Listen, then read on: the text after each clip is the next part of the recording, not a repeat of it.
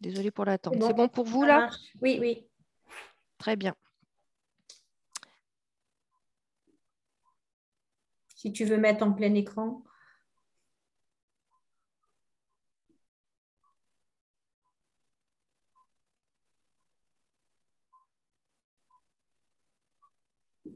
Oui, parfait. Ok, très bien. Alors voilà, je vais vous faire un petit. Je ne sais pas exactement ce que vous en attendez tous, donc je vais aller assez vite sur le rappel de la réglementation, mais de son évolution dans le temps et effectivement les derniers, voilà, les derniers textes qui sont parus. Alors, la réglementation sanitaire et notamment voilà, le Code de la santé publique, c'est un cadre européen. Jusqu'à présent, jusqu'au 31 décembre 2022, pardon, on se basait sur la directive 98 avec pour les pesticides deux valeurs et puis une exception, donc avec un 0,1 microgramme par litre pour l'ensemble des molécules et un 0,5 pour les molécules, pour la somme des molécules détectées, avec effectivement une exception sur quatre molécules qui étaient à 0,03 microgrammes par litre dans les eaux distribuées. Alors, et je rappelais effectivement voilà, la réglementation sur les eaux brutes qui est de 2 microgrammes par litre par substance individuelle et un 5 microgrammes par litre sur le total des molécules. Il y a eu une définition qui a été posée effectivement des pesticides dans les textes.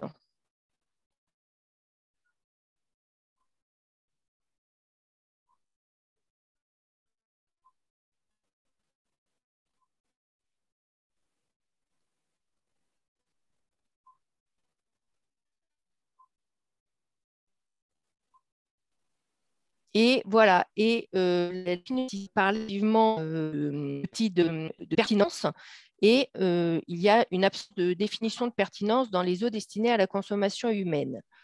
Donc effectivement, il y a eu des travaux de l'ANSES qui ont, dans ce cadre, des Il y a des problèmes. Le son n'est pas bon pour info. Ouais, c'est pas bon. Voilà. Donc ça, c'est vraiment une Muriel, évolution très il y a importante. problème de son. Je te coupe Ah parce oui, que le son n'est pas bon le chez son vous? n'est vraiment pas bon, ça hache. Bah écoute, je vais essayer si j'arrête moi. Est-ce que ça change? Ça va mieux si j'arrête ma vidéo? Oui, peut-être. Est-ce que les personnes qui ont encore gardé leur micro peuvent le fermer, s'il vous plaît?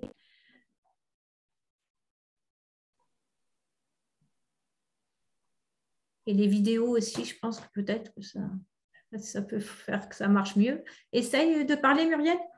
Ouais, je vais essayer Voilà, moi, je ne peux pas faire mieux que ce que j'ai là, donc j'espère que c'est mieux. J'espère que ça fonctionnera.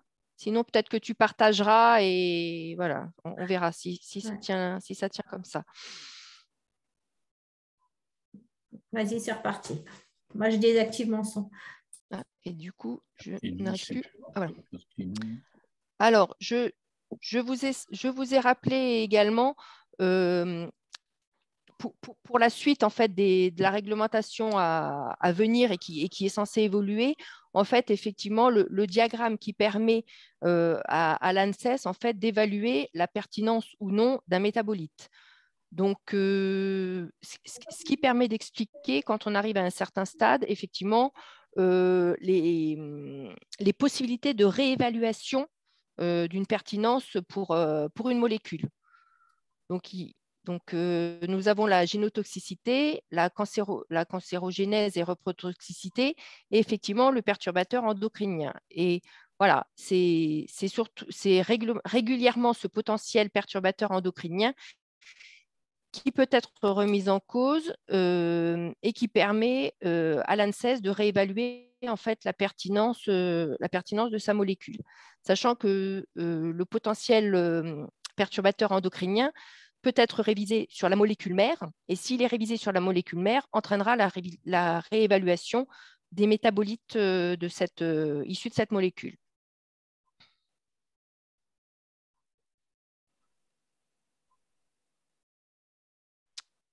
Je n'arrive pas à enchaîner.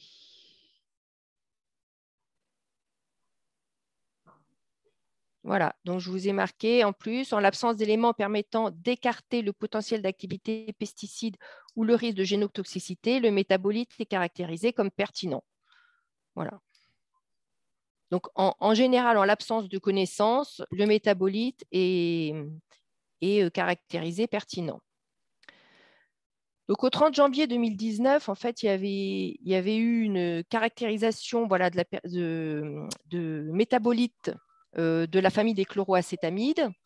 Et donc, on avait 1, 2, 3, 4, 5 métabolites qui avaient été déclarés non pertinents, 3 métabolites qui étaient pertinents, mais vous voyez, ils sont pertinents par manque de données pour l'oxa à la chlore, et c'est toujours le cas par manque de données sur son activité pesticide. Et en fait, pour l'ESA et l'oxamétolachlore, c'était des robustesses concernant la génotoxicité.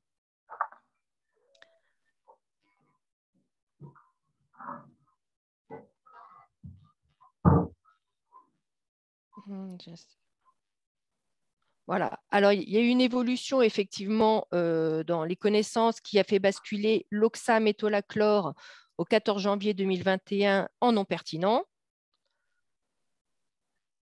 Et on a eu effectivement dernièrement, donc au 30 septembre 2022, l'ESA-métolachlore qui, de la même manière, est retourné dans la catégorie des non pertinents.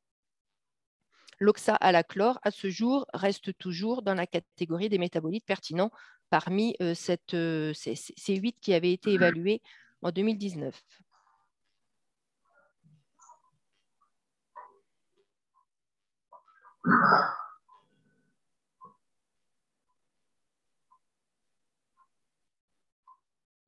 Alors là, je rappelais, ça reprend la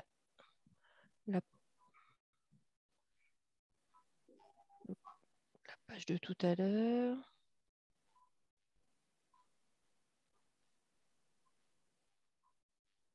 Ah oui, alors ça, c'est une introduction, pardon.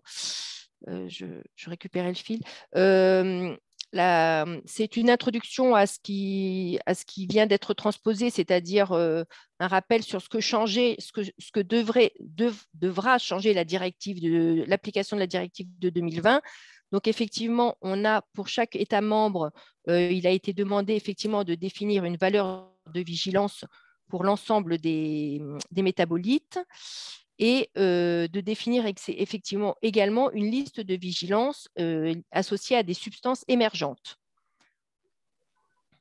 Et dans ce cadre-là, en fait, pour la France, les premières substances émergentes qu'il va devoir falloir prendre en compte, c'est le 17-bêta-estradiol et le nonylphénol qui devront être intégrés au contrôle sanitaire avant le 31/12/2026.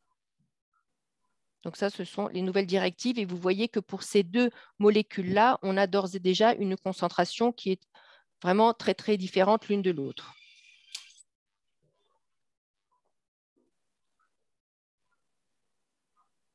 Alors, les évolutions de la réglementation. Donc, pour vous expliquer un petit peu ce qui s'est passé sur la fin de l'année 2022 notamment et ce qui évoluera encore en 2023. Donc, en fait, on avait des métabolites qui étaient pertinents ou non pertinents.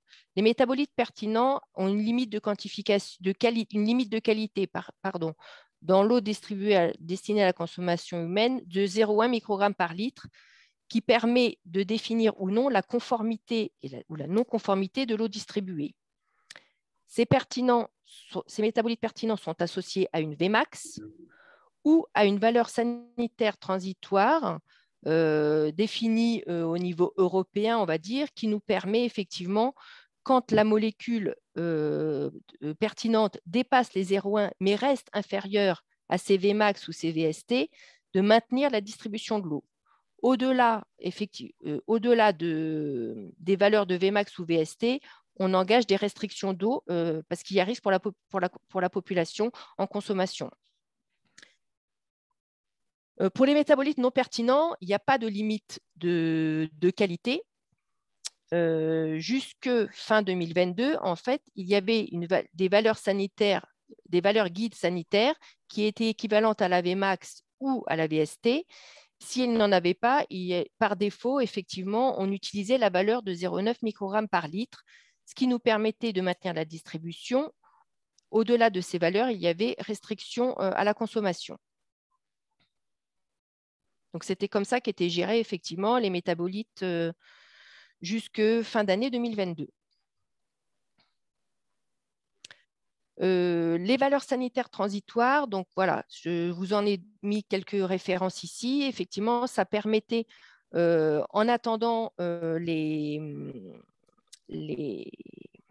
valeurs fournies par l'ANSES, de se baser sur des travaux européens et notamment les travaux allemands lorsqu'ils avaient donné lieu à des résultats, de pouvoir effectivement se baser sur ces valeurs-là pour maintenir ou non la distribution, la consommation de l'eau et évaluer le risque sanitaire à la population.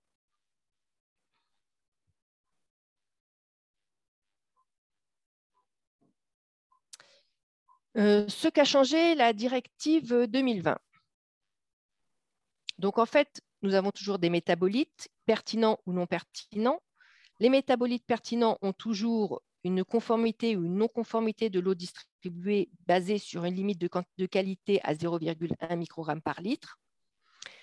Ce qu'il reste à définir,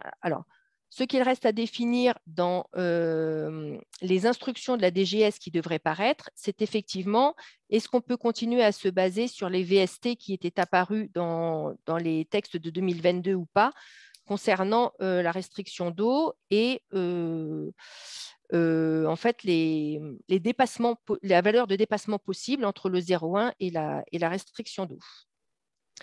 Les métabolites non pertinents ont désormais une valeur indicative unique fixée qui est identique pour l'ensemble de ces molécules, qui est de 0,9 microgrammes par litre. Il n'y a pas de limite de qualité. Et effectivement, nous attendons les instructions ministérielles pour connaître les modalités de gestion lorsque cette valeur indicative unique est dépassée.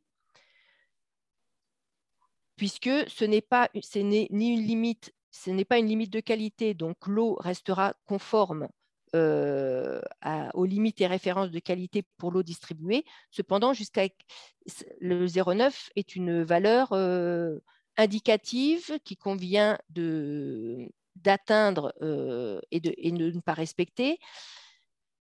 Quelles vont être effectivement les mesures de gestion qui vont suivre derrière? On n'a pas encore l'intégralité des informations à ce sujet.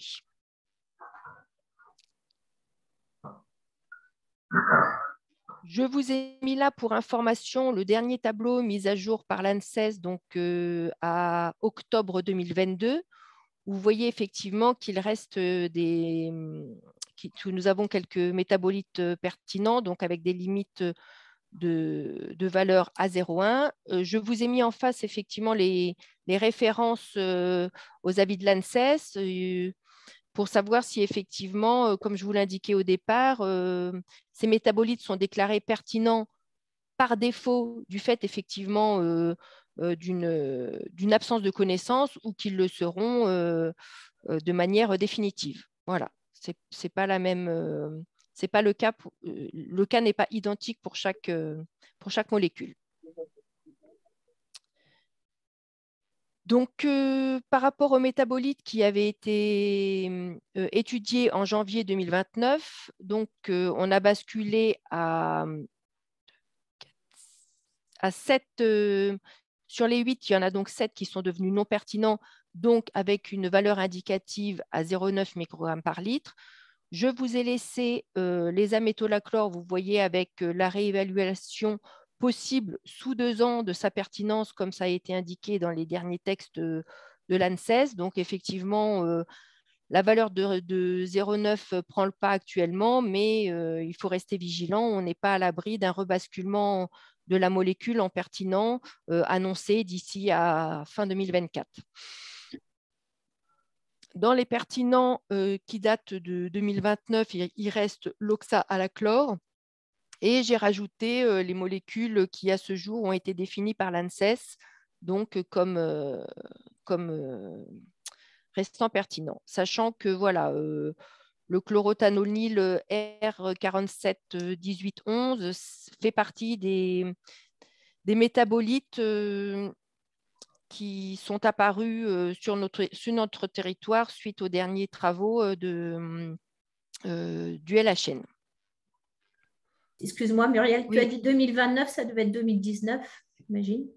Ah, c'est marqué 2000. Ah oui, 2019. Ouais, je corrigerai. Donc, les perspectives à venir, les travaux de transposition de la directive ont tous été finalisés. Les textes sont sortis sur fin décembre, début janvier, puisqu'il y a les textes des eaux embouteillées et des PGSSE qui sont sortis la semaine dernière. Comme je vous le disais, en fait, nous sommes en attente des différentes instructions ministérielles pour avoir effectivement les instructions d'application et les modalités de gestion de l'ensemble de ces valeurs nouvelles qui apparaissent, les valeurs individuelles hein, qui étaient qui n'ont pas de modalité de gestion bien définie. Donc, on attend en fait ces modalités donc, pour les valeurs indicatives et pour les valeurs de vigilance. Donc, les valeurs indicatives concernent les métabolites de pesticides non pertinents. Les valeurs de vigilance concernent les nouveaux paramètres qu'il convient de chercher, comme je vous citais tout à l'heure, le 17-bêta-estradiol et le nonylphénol. Donc, s'ajoute à ça, comme je vous l'indique, la campagne nationale du LHN, voilà, qui a été présentée, dont les travaux ont été présentés fin 2022. Nous attendons la diffusion du rapport. On sait d'ores et déjà effectivement que le métabolite du chlorothalonil, le R471811, a été mis en évidence sur notre territoire. Excusez-moi, vous pourriez préciser ce que c'est le LHN ? Le laboratoire de Nancy, en fait, qui est en partenariat avec la DGS, laboratoire d'hydrologie de Nancy, en fait, qui réalise en permanence des travaux d'anticipation et de recherche sur l'ensemble du territoire national et qui met en œuvre des méthodes pour essayer effectivement d'approfondir les recherches sur les pesticides et les métabolites et être servir de vigie en fait pour compte tenu des pesticides utilisés, savoir lesquels potentiellement sont trouvés sur les régions et lesquels il faudrait que l'ensemble des laboratoires se mettent en œuvre pour pouvoir les rechercher au titre du contrôle sanitaire. Donc là, l'ensemble du territoire a été couvert. Il y a eu de mémoire quelques sites choisis sur chaque région et département. Et voilà, pour savoir si effectivement, ils ont fait un panel d'une cinquantaine de molécules recherchées. Effectivement, sur le territoire breton, c'est ce métabolite-là qui a été mis en évidence. Alors, ce ne sont pas des recherches exhaustives. On n'a pas la finalité des résultats, donc je ne suis pas sûre qu'il y ait que ce métabolite. Est-ce qu'il y a eu trace d'autres? Mais voilà, à des concentrations qui valait le coup d'être signalées, c'est ce métabolite-là qui est ressorti de la campagne LHN, donc de mémoire qui a duré plus de 2 ans sur l'ensemble du territoire français. C'est le R471811? Oui. Ok. Merci. Alors, les travaux qui se poursuivent, en fait, l'ANSES est régulièrement saisi en fait, par la DGS pour justement, suite aux travaux du LHN et compte tenu des travaux qui sont réalisés dans chaque région, notamment sur les ventes et les usages de pesticides. En fait, l'ANSES est régulièrement saisi par la DGS pour calculer des Vmax sur des molécules qui n'en auraient pas encore. Donc, ils sont au moins une fois par an, hein, la DGS établit une nouvelle liste qu'elle soumet à l'ANSES. il y a Ça marche plus le son, Muriel. des échanges actuellement avec les producteurs de produits phytosanitaires. Ah, Muriel, on ne t'entend plus. Muriel?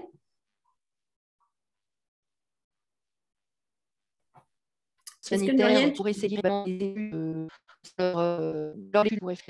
se rend compte qu'il y a des molécules, des métabolites qui passent les barrières de traitement alors que les molécules mères étaient arrêtées. Il y a des échanges avec les entreprises agroalimentaires, effectivement. Ah bah, ça marche pas trop le son. Elle ne m'entend pas. Muriel, est-ce que tu nous entends? Parce que allô, allô. Oui, Muriel. Il y a des entreprises qui possèdent. Muriel. Muriel, elle a coupé son son, donc elle ne nous entend pas. Il faut que je l'appelle. J'espère qu'elle va décrocher. Et moi, j'en profite. Il y a 2 personnes qui ont laissé leur micro ouvert. Également de protéger. Ils peuvent altérer la Henri et Didier. Ouais, je fais ce que je peux. Muriel, tu nous entends? Oui. Ouais, on a eu un petit bug au niveau du son là. D'accord. À partir des échanges avec les producteurs de phyto. À partir de là. D'accord. Donc en fait, ça c'est voilà cette diapositive, hein, si vous la visualisez. Non, ça ne marche plus. Je pense qu'elle a pour but effectivement de synthétiser un petit peu donc les.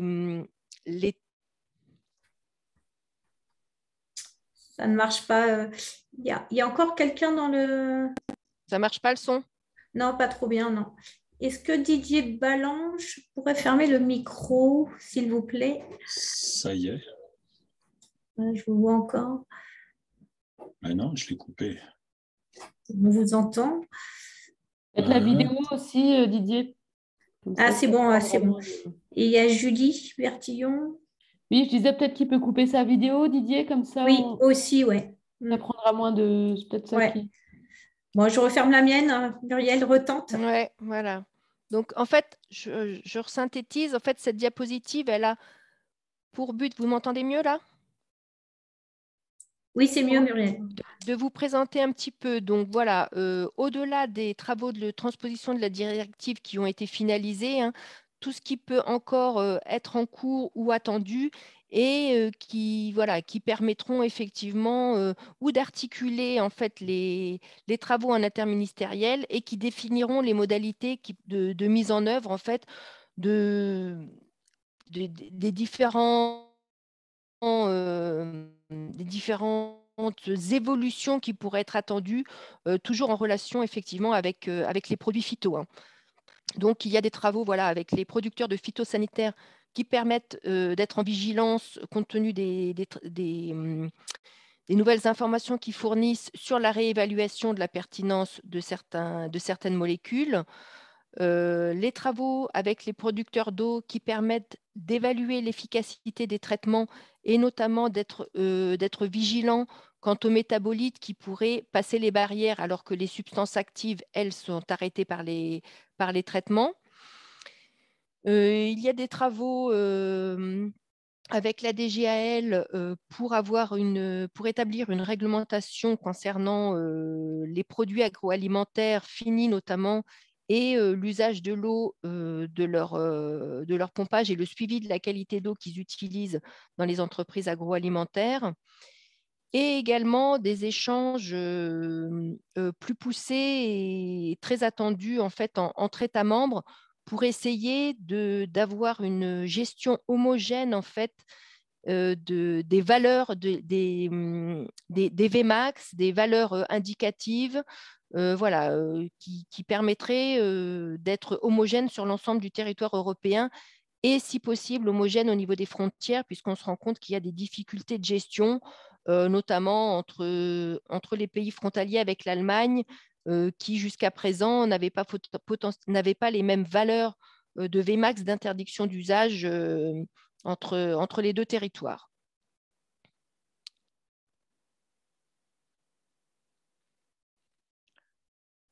Alors là, sur cette diapositive, en fait, j'ai essayé de synthétiser un petit peu tout ce qui existait d'ores et déjà, qui nous permettait d'essayer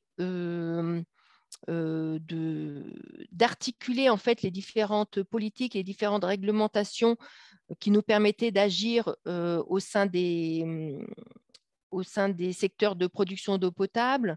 Donc, vous voyez qu'il reste encore à s'approprier les modifications qui ont eu lieu sur la fin de l'année 2022, qui interviennent sur la protection des captages dans le Code de la santé publique, qui interviennent également dans le Code de l'environnement au niveau des captages prioritaires et des captages sensibles.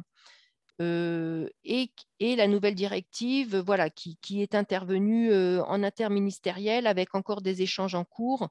Et puis, les échanges sont tellement frais, je dirais que nous sommes encore en réunion et en sollicitation d'explications de texte en fait, en interministériel encore la semaine prochaine entre les DREAL, les DRAF, les ARS, pour essayer d'articuler en fait toutes ces nouvelles orientations et toutes ces nouvelles réglementations qui vont être mises en œuvre. Donc voilà, tout n'est pas digéré et on n'a pas encore la finalité de toutes ces modifications. Donc voilà de mon côté ce que j'ai pu vous présenter sur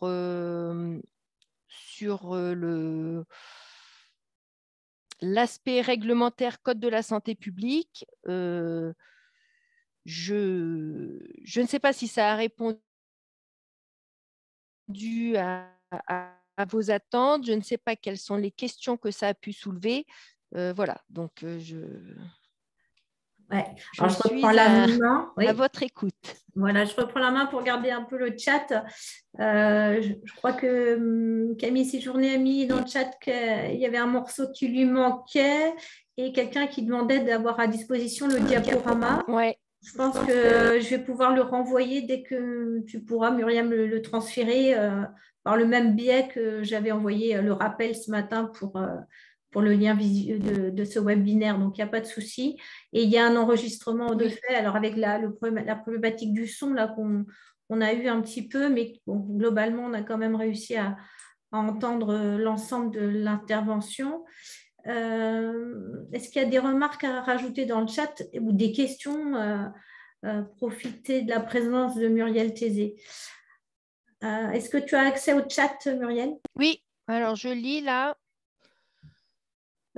Suite au passage en non pertinent, les captages sont-ils encore tenus de se remettre aux normes? Alors, la difficulté effectivement de cette modification de classement, c'est qu'il n'y a plus de limite réglementaire. En fait, cette obligation de valeur à 0,1 en fait n'est plus tenue puisque nous passons maintenant à une valeur indicative de 0,9 microgrammes par litre.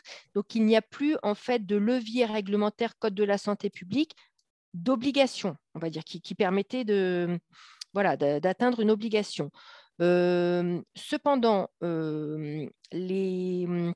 la majorité en fait des producteurs et distributeurs d'eau qui avaient lancé des dossiers de demande de dérogation et qui s'étaient engagés dans des mesures préventives et curatives ne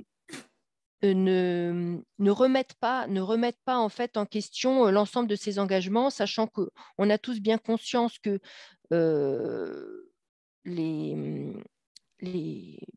même si cette valeur réglementaire de 0,1 pour les amétolachlore n'existe plus, ça a quand même sur l'ensemble du territoire breton mis en évidence une contamination de la ressource et qui convient malgré tout, avec la nouvelle directive européenne, de préserver la ressource. C'est quand même ce qui apparaît en numéro 1. Donc, tout ce qui est d'ores et déjà engagé n'est pas remis en question, même si effectivement le levier réglementaire n'existe plus. Mais ce qui est engagé, il n'y a pas de raison que ce soit remis en cause, en tout cas de la part de l'ensemble des partenaires. Ok. Je te laisse prendre les questions ou tu veux que peut-être que les personnes s'expriment? Oui, excusez-moi, vous m'entendez là? Oui. C'est Jean-Michel Le Breton, de la communauté de communes Bretagne Romantique. Je me permet de réagir, puisque effectivement, nous, on a sur notre territoire des stations où on était en dépassement de la fameuse molécule. Donc Oui. aujourd'hui, notre demande de dérogation, donc, effectivement, on a eu une réponse de l'ARS en nous disant que notre dossier ne serait pas instruit. Donc aujourd'hui, on avait effectivement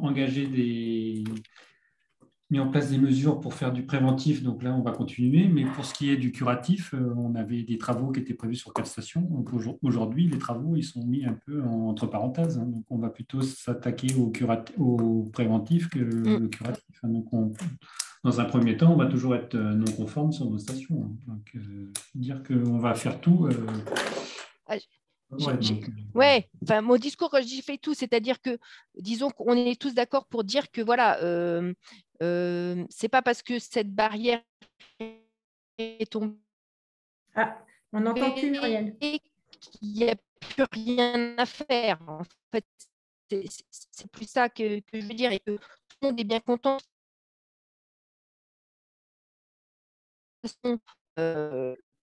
C'est ça pour atteindre les. Ça marche pas, le micro. Et pour se rapprocher loin, effectivement, vous avez fait le choix a priori de vous engager prioritairement sur le préventif. Après, votre redistribué concernant les amétolachlore ne sera plus non conforme. Donc pour Monsieur Le Breton, hein, il n'y a plus de non-conformité vis-à-vis des amétolachlore jusqu'à preuve du contraire. Hein. C'est une des questions d'ailleurs du chat de Camille Séjourné, si elle veut bien prendre la main, puisque comme c'est un enregistrement audio pour les personnes qui n'ont pas pu suivre, ce serait mieux que les questions soient données à l'oral. Donc Camille Séjourné, je vous laisse la parole, je coupe mon micro. Oui, bonjour, vous m'entendez bien? Oui, parfait. Je demandais du coup sur quels critères les amétolachlore repasseraient pertinents en 2024 et est-ce que c'est bien pertinent pour le coup de l'avoir déclassé pour le reclasser 2 ans plus tard? C'est ce qu'au niveau discours et sur le terrain, c'est pas évident à ça, continuer. c'est pas à ma main et c'est pas du tout évident non plus. De notre côté, en fait, ce qu'il faut comprendre, c'est qu'effectivement, s'il est reclassé, en fait, la réévaluation de sa pertinence sera due à la réévaluation de la pertinence de la molécule mère sur la catégorie perturbateur endocrinien. Donc, il y a une réévaluation européenne prévue en fait sur le S-métolachlore qui entraînera, en fonction des conclusions obtenues, une révision des molécules de ces métabolites, en fait. Donc, c'est sur le caractère perturbateur endocrinien. En fait, ce qu'il faut se rendre compte actuellement, c'est que les travaux ont permis actuellement de conclure que, en l'état actuel des connaissances, les amétolachlore n'étaient pas considérés comme pertinents et comme dangereux pour la consommation humaine de la façon dont on le connaît actuellement. Voilà. C'est tout ce que je peux vous dire. Après, effectivement, c'est des conclusions de scientifiques, quoi. Il y a une question là de Yann Cahuette du STEP. Je vous laisse prendre la main. Oui, bonjour. Vous m'entendez, oui? Oui, bonjour. Parfaitement. Oui. Donc, les préfets ont su écrire aux collectivités à juste titre qu'elles étaient en non-conformité. Ont-ils prévu d'écrire qu'il n'était plus nécessaire d'instruire la demande de dérogation en déposant un dossier? Oui, tout à fait. Ben, alors, c'est juste une question de calendrier. En fait, c'est dans les tuyaux. D'accord, bah c'est très bien, parce que c'est une inquiétude en fait de nos membres. Hein, Oui, tout à fait. Non, mais si vous ne l'avez pas encore reçu, effectivement, c'est juste un concours de circonstances et de congés de fin d'année et début d'année. Non, mais ça me va, c'est parfait. Voilà, mais oui, c'est dans les tuyaux, tout à fait. Merci. Je laisse la parole à Stéphane Gourmaud du Conseil régional. Oui, bonjour à tous. Effectivement, Muriel, donc tu évoquais effectivement ces attentes d'instruction, de modalité. Quel calendrier vous envisagez là, notamment pour définir ce rôle du 09? Logiquement, nous, sincèrement, on espère avoir des réponses pour la fin du mois. D'accord. Et comment vous allez déployer l'info? Est-ce que de la même manière, vous allez proposer un webinaire? Est-ce qu'il y aura des communications un petit peu généralisées aussi, de manière à bien sécuriser l'info pour qu'on comprenne? Clairement, nous, ça a des conséquences sur un dispositif qu'on a mis en place sur des petits captages souterrains. Donc, il convient qu'on s'adapte par rapport à la réalité.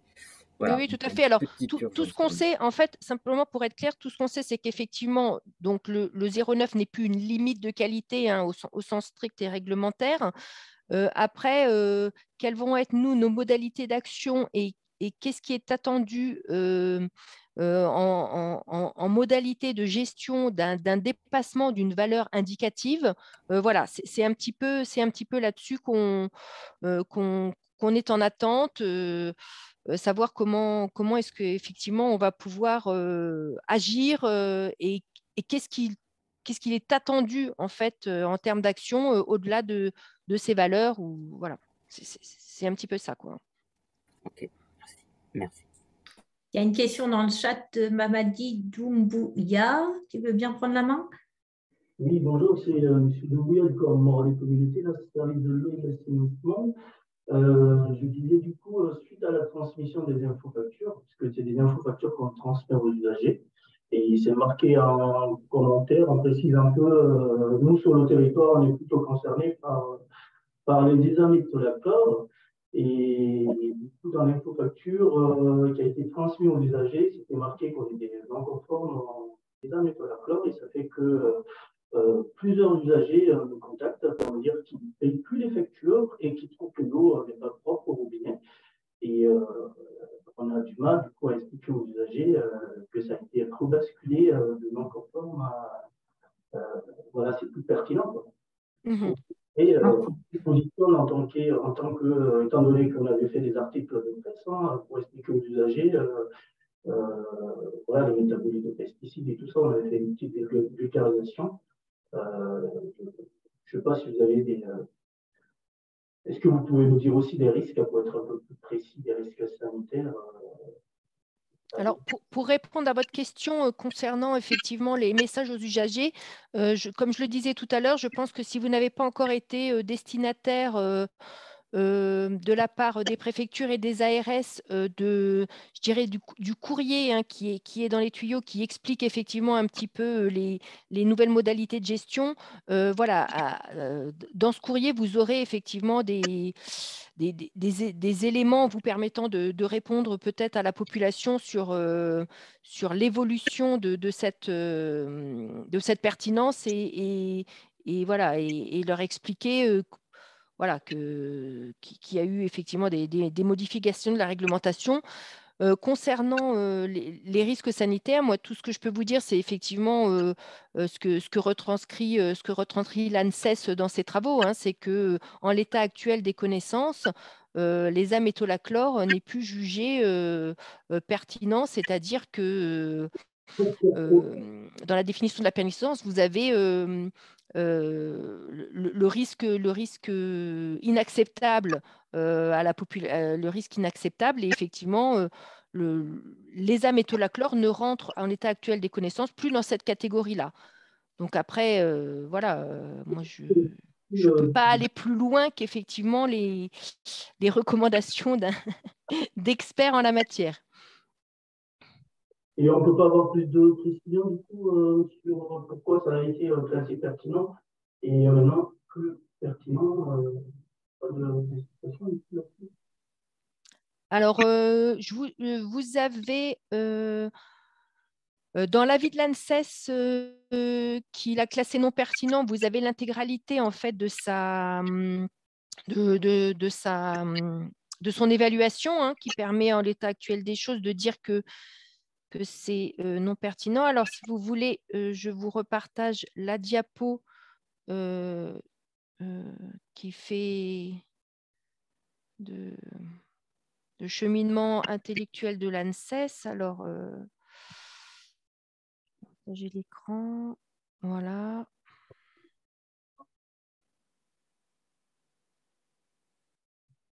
Donc, en fait, vous avez l'activité pesticide qui quand vous avez la molécule mère, vous avez l'activité pesticide du métabolite qui est directement diagnostiquée. Après, on teste sa génotoxicité. Donc, tout ça, effectivement, les barrières ont été passées pour les amétolachlore, la reprotoxicité de même. Et pour l'instant, voilà. Le potentiel perturbateur endocrinien, en fait, on n'a pas suffisamment d'informations et en l'état actuel des connaissances, c'est jugé comme satisfaisant. Donc, en fait, effectivement, les amétolachlore est jugé non pertinent. À partir du moment où une des cases permettra effectivement de basculer, du coup, maintenant, si le potentiel endocrinien est réévalué compte tenu de nouvelles connaissances, en fait, effectivement, ça pourra revenir en métabolite pertinent. Et comme on a vu, vous avez une deuxième question, je crois que j'ai pas du tout les formations, du coup, sont partis sans. Et quand on avait rencontré l'ARS, ils dit que voilà, ils ne font pas suite. Et du coup, ça c'est resté, du coup, hein, c'est pas notre priorité. Quand même, des pesticides de métabolite sur tous nos ouvrages. Et ça reste du bon sens, comme vous avez dit tout à l'heure. Voilà, mais l'objectif à zéro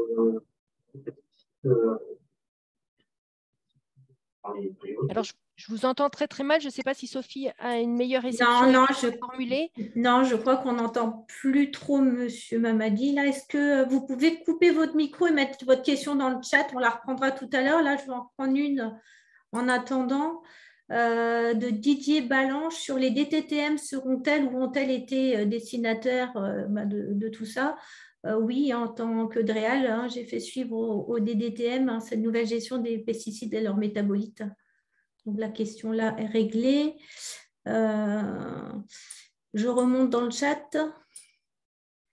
L'ASDM est-il pertinent et sur quels critères son classement risque-t-il d'être revu également pour l'ASDM? Je n'ai plus les textes sous les yeux. Je vous avoue que je ne sais plus. De mémoire, je n'ai pas en tête qu'il y ait prévu une révision de sa pertinence à ce jour. Donc, mais je ne pourrais pas vous dire. Il faut que je reprenne l'ensemble de la chaîne en fait, de définition de l'ANSES. Je ne peux plus vous dire s'il est pertinent par défaut d'un des examens ou pas. J'avoue que là, faut que je regarde plus précisément. Une question dans le chat encore de Mélanie Méry qui veut bien prendre la main. Mireille. Oui, Méry. En fait, je me demandais, on parlait tout à l'heure de Vmax et d'autres valeurs de caractérisation des molécules. Et concernant les normes de qualité environnementale et les PNEC, Predictive No Effect Concentration, je me demandais qui est-ce qui est chargé de suivre ces valeurs, de les calculer, parce qu'elles sont quand même pas calculées pour toutes les molécules. Est-ce que vous aurez une idée par rapport à ça? Alors ça, non, moi je ne peux pas vous répondre. Il faudrait voir avec Florence Fernandez au niveau de la DRAF. C'est l'INERIS ça. Il y a un travail qui est fait au niveau de l'ADREAL avec l'OFB. Donc, au niveau national, c'est l'INERIS, l'Institut qui est chargé d'établir ces normes-là et qui se base sur les publications scientifiques disponibles sur la molécule. Oui, voilà. Sur les divers compartiments biologiques. D'accord. Quand je vous donne les Vmax, c'est vraiment au titre de la consommation, c'est au titre de l'eau destinée à la consommation humaine. Hein. Oui. Les valeurs de l'ANSES qui établissent les Vmax, c'est vraiment dans le cadre d'une consommation de l'eau à la population. Voilà. D'accord. Dans ce cadre-là que ça a été construit. Hein. Donc, effectivement, ce qui explique que pour une même molécule, eh ben, on est fonction de ces différents usages, on va dire, et ces différentes utilisations des valeurs différentes, puisqu'il y en a une qui est environnementale, il y en a une qui est consommation dans l'eau, qui est même différente, effectivement, de ce qui est admissible sur les aliments. Enfin, voilà, ce sont des choses différentes. Donc là, les Vmax de l'ANSES, c'est bien pour l'eau destinée à la consommation humaine. Ah oui, d'accord, merci. Une question de Frédéric Ono, je vous laisse la main. Oui, en fait, vous avez évoqué la modification récente du Code de la santé publique au 31 décembre pour la protection des captages, au niveau des périmètres de protection de captage, et que ces modifications visaient les pollutions accidentelles, mais également diffuses. Et je voulais savoir si vous pouviez nous préciser sur quoi portent ces modifications et est-ce qu'elles visent spécifiquement la problématique des pesticides, voire même directement la problématique des molécules qui posent problème aujourd'hui au travers des métabolites. Merci. Alors, l'évolution de la réglementation, c'est l'article 1321-2 sur les périmètres de protection, en fait, qui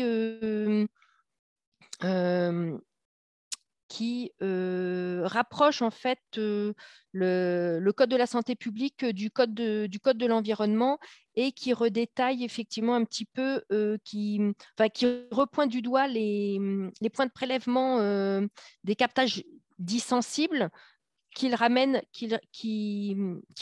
au titre du Code de l'environnement, du coup. Donc, effectivement, c'est une association un petit peu, je dirais, plus précise, en fait, de l'articulation des différents codes entre eux, au niveau des points de captage de l'eau potable.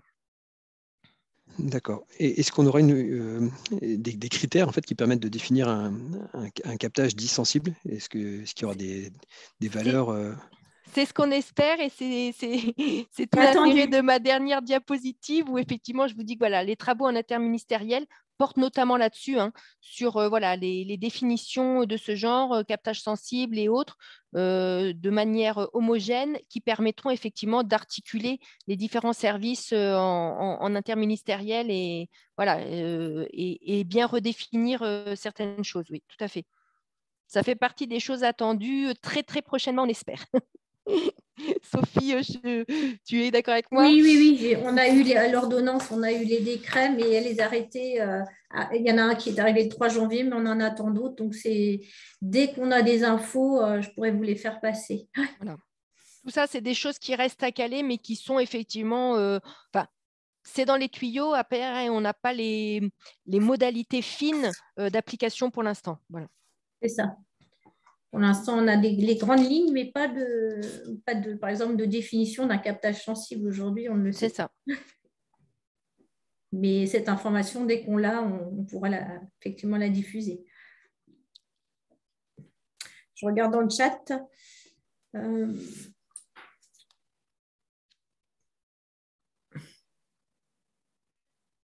J'ai l'impression qu'on a fait le tour.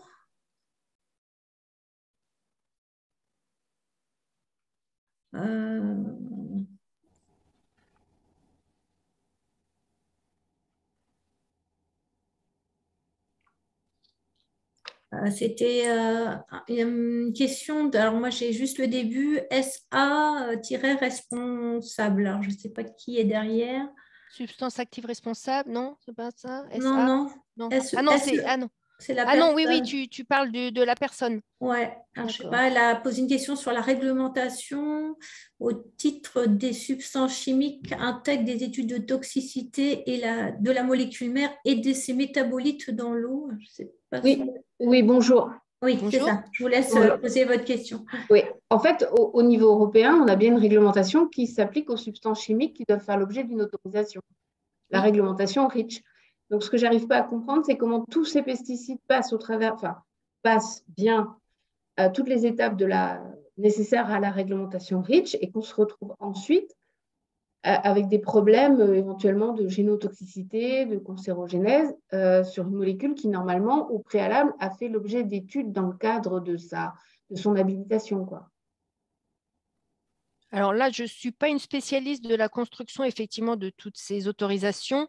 Donc, je ne m'avancerai pas énormément. Tout ce que je peux vous dire, c'est qu'il me semble qu'historiquement, les métabolites de toutes ces substances actives n'étaient pas évalués au même moment que l'autorisation de la substance active, ce qui est en cours d'évolution, voire qui a déjà été pris en compte. Et il me semble que c'est le même système que l'ANSES, c'est-à-dire que les substances, elles sont évaluées en l'état des connaissances. Donc, effectivement, d'où l'intérêt de poser des réévaluations régulières, en fait, fonction effectivement de l'évolution des connaissances scientifiques. Mais voilà, je ne peux pas aller plus loin dans ce genre d'explication de mon côté, quoi. Okay. Et donc, en toute logique, on remonte après le process en sens inverse et on se retrouve avec des pesticides interdits. Oui, voilà. L'historique fait qu'effectivement, au bout d'un moment, on repose la question de leur toxicité. Et effectivement, comme vous dites, voilà, quelques années après, une molécule qui était autorisée se retrouve interdite.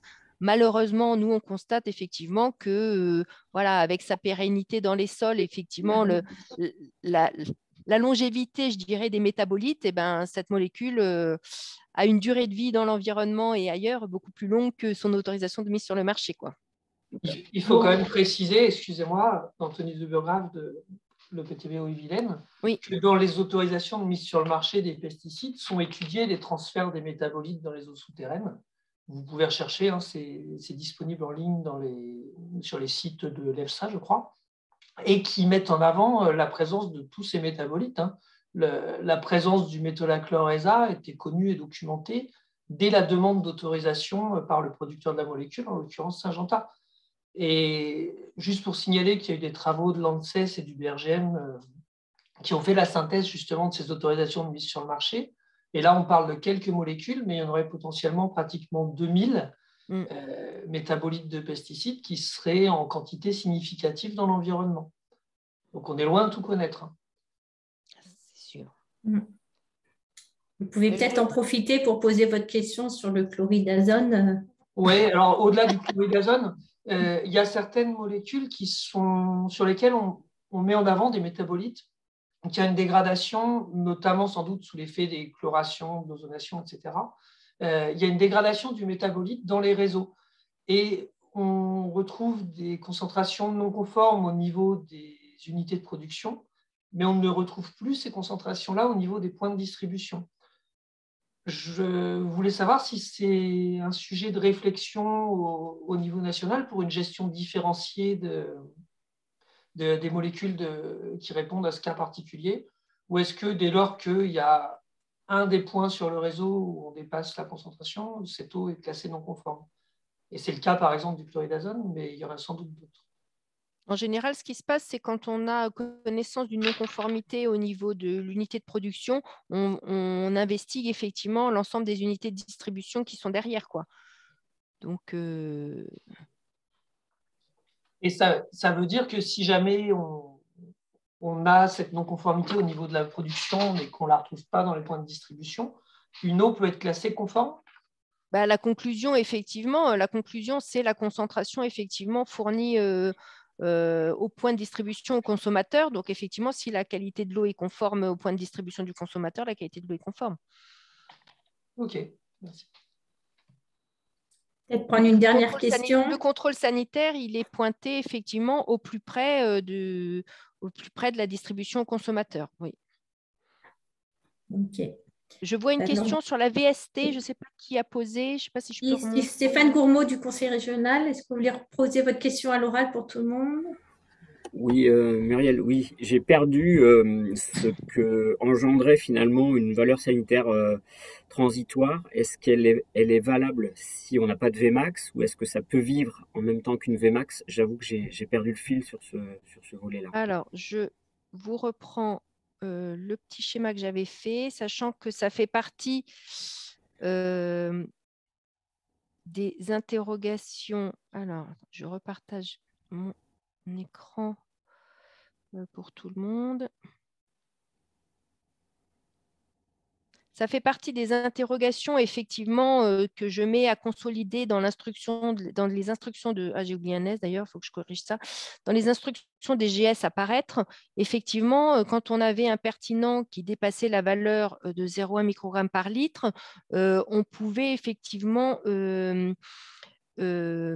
gérer la restriction de l'eau tenant compte de sa Vmax. On s'est rendu compte que les travaux de l'ANSES, qu'on était régulièrement en attente de travaux de l'ANSES pour élaborer et calculer ces Vmax, et que dans l'attente, effectivement, il y avait eu certaines, voilà, des tentatives de mise en œuvre de certaines valeurs. Et pour consolider tout ça, en fait, on s'était retourné vers la DGS en disant, voilà, en l'absence de Vmax, comment ça se passe, qu'est-ce qui se passe vis-à-vis de la concentration maximale admissible pour le consommateur.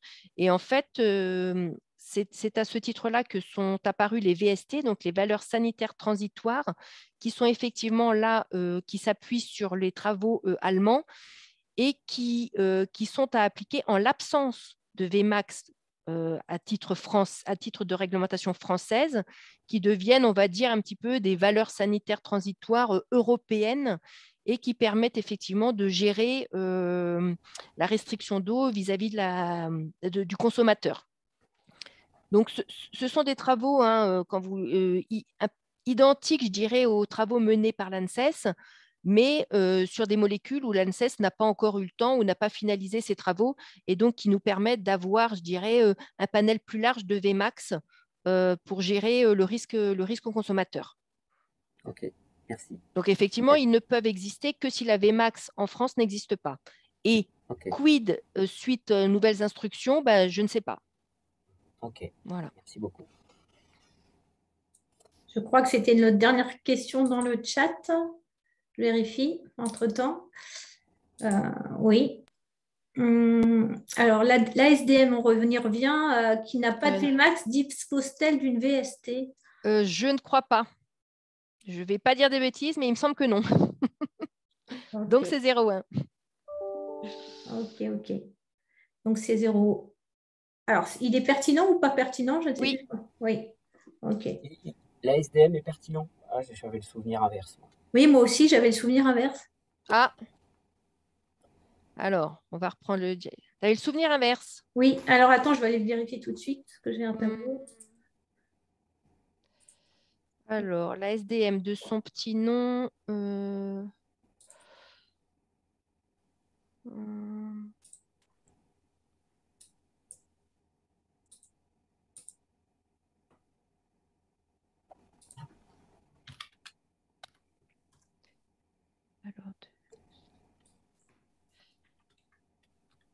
Alors, je ne sais... Là, je vous avoue que je ne sais plus. À force de tous les... C'est quoi son petit nom déjà? C'est deux aminos sulfonyles. Nicosulfuron. Ouais.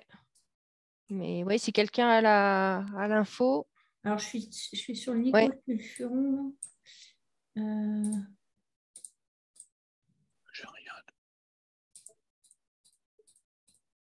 Désolée. Ou si sa pertinence n'a pas été évaluée, est-ce qu'il est pertinent par défaut? Fanny a répondu a priori. Ah. Ouais.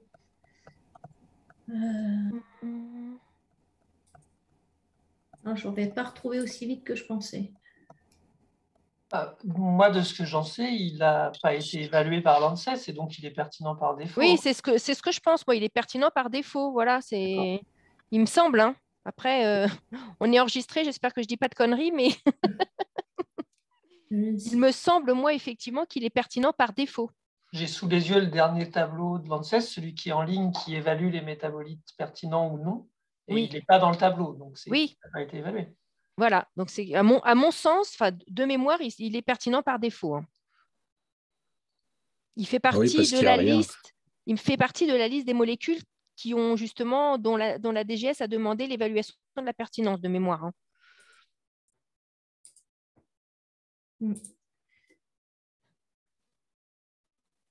Ok. Ok.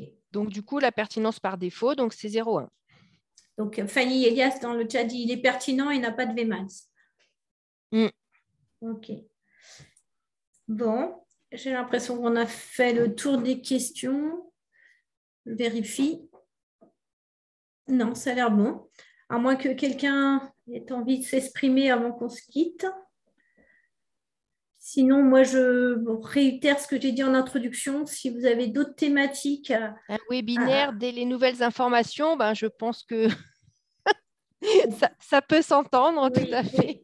Oui, c'est ce que j'allais proposer d'ailleurs aussi de notre côté de Réal, puisque, comme disait Muriel, on est impacté par des modifications du code de l'environnement et puis donc évidemment du côté de la santé aussi. Donc, et les deux parfois doivent se rejoindre. Donc, je pense quelque chose de conjoint entre toi et moi, Muriel, pourrait être imaginé peut-être dès lors qu'on aura plus d'infos sur les arrêtés.